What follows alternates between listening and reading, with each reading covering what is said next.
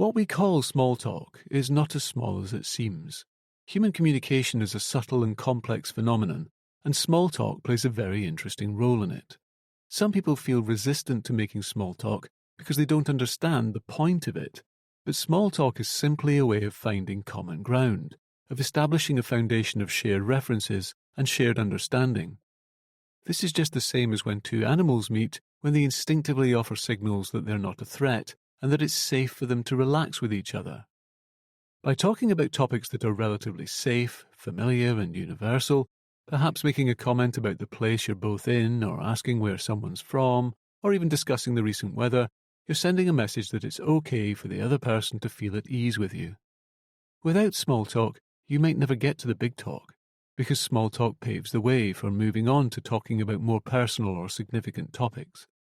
People need to feel comfortable before they'll be ready to talk about things that really matter to them.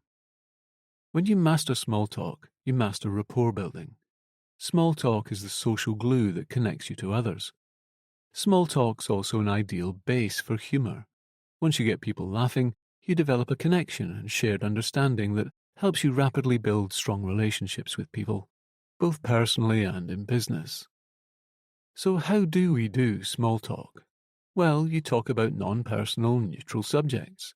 This can be anything: the weather, movies, the arts, travel, the news. To really build rapport with someone, you can ask them open questions and talk about what they want to discuss. People find you interesting if you find them interesting. You can ask questions like, "How was your journey here today?" or "What did you think of the presentation this morning?" or "How do you know these people?" These types of questions are known as open questions because they encourage the other person to start talking.